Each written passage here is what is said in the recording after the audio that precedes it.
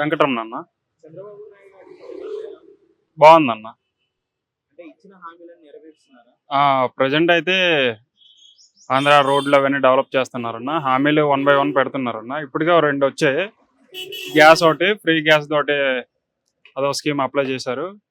Next ఇంకా రానున్న రోజుల్లో లేడీస్కి ఫ్రీ బస్సులు కూడా పెడతారన్న. అంటే ఫ్రీ బస్సులు అంటే అధికారం రాగానే పెడతామని చెప్పేసి అన్నారు. ఇప్పటికి అవునులే అన్న. ఇప్పుడు ప్రెజెంట్ అయితే బడ్జెట్ లేదు, డెవలప్మెంట్ మొత్తం చేస్తున్నారు. అంతా అయ్యేసరికి టైం పడుతుంది. కానీ నాకు తెలిసి అప్పుడు ప్రభుత్వం కంటే ఇప్పుడైతే చాలా బాగుందన్న. ఓకే. పవన్ కళ్యాణ్ గారి పరిపాలన ఎలా ఉంది? పవన్ కళ్యాణ్ చెప్పినట్టు చేస్తున్నారు అన్న. మెయిన్ విలేజ్లన్నీ డెవలప్ చేస్తున్నారు, రోడ్లు గట్రా.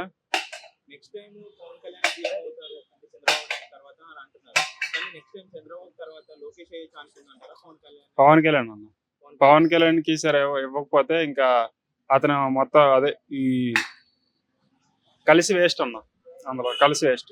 జగన్ ఏమో ఇప్పటి నుంచి 2.0 అంటే ఏంటో చూపిస్తాం అని చెప్పేసి జనాల్లోకి వెళ్తున్నారు. అవునులే. ఇప్పుడు అప్పుడైతే అన్ఎడ్యుకేటెడ్ ఎక్కువ అన్న. ఇప్పుడు ఎడ్యుకేటెడ్ అందరూ మంచి ఏదో చెడ్డ ఏదో అందరు తెలుస్తుంది, చూస్తున్నారు. నాకు తెలిసి అయితే నెక్స్ట్ కూడా రాడు జగన్ సార్. గారు ఓడిపోవడానికి మెయిన్ కారణం వాళ్ళ ఎమ్మెల్యేలు మంత్రులేనన్నా. ఎందుకంటే మాటలు నీట్గా మాట్లాడరు. వాళ్ళు ఏంటంటే నాయకుల్లా ప్రవర్తించరు. వాళ్ళు ఏదంటే మా కాళ్ళ కిందే ప్రజలు ఉండాలి అన్నట్టు వాళ్ళ మాటలు ఉంటే అవన్నీ ప్రజలందరూ గమనించారు.